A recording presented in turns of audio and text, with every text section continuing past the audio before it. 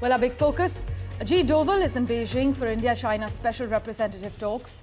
Now, he is expected to raise pending issues related to the line of actual control during a meeting with the Chinese foreign minister there.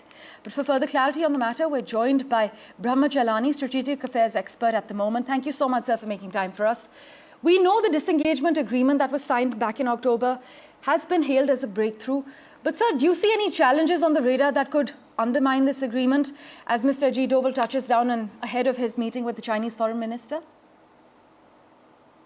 Despite the positive developments that we have seen since Prime Minister Modi met with President Xi Jinping on October 24th, the border situation along the Himalayas remains abnormal.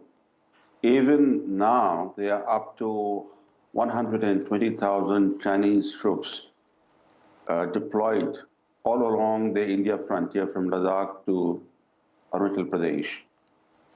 So in other words, Indian soldiers forward deployed against China are going through their fifth brutal Himalayan winter. So the eyeball-to-eyeball confrontation in Depsang and in Demchok in Ladakh may have ended, but the larger military standoff between India and China still continues.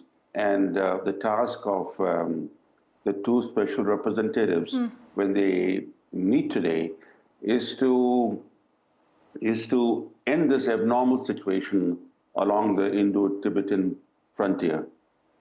So as far as our Prime Minister and President Xi Jinping's meeting is concerned in Kazan, how significant do you think that bilateral meeting was in changing the trajectory of this relationship? And do you think it paved the way for a more cooperative future, or would you argue that it was merely symbolic? It was a breakthrough. It represented a climb down by President Xi Jinping. After all, there could be no progress toward diffusing the border standoff if China retained its hardline position. So the agreement or the understanding reached on October 24th, when Modi and Xi Jinping met, represented clearly concessions on China's part. But there's no clarity as yet as to what precisely was agreed.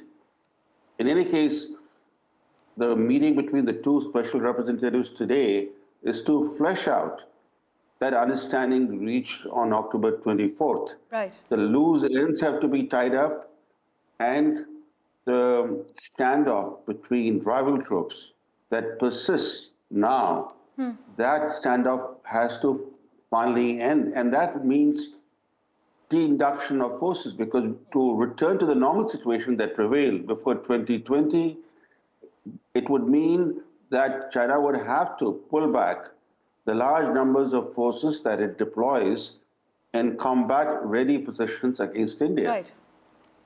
Well, in the past also, sir, both India and China have relied on military confidence-building measures to manage tensions. But how feasible would you say it is to implement such measures in the current climate, especially with rising nationalism, as well as strategic competition in both countries? Some background is very important. India and China had a series of border management and border peace agreements. These were binding agreements between two sovereign nations. So when China encroached on Indian borderlands in eastern Ladakh in April 2020, it violated each and every of those bilateral agreements. Yes. So if a country can violate binding bilateral agreements, confidence-building measures of any kind are not going to be the answer. So this is the challenge for India, that while India seeks restoration of normalcy along the traditional Indo-Tibetan frontier, it cannot forget its bitter experiences in dealing with China over the years. And the situation since 2020 is actually a reminder for India of earlier crises with China, including what happened in the lead up to the Chinese military attack on India in 1962. So India will have to remain on guard, irrespective of whatever is agreed upon because you cannot rely on China honoring its word.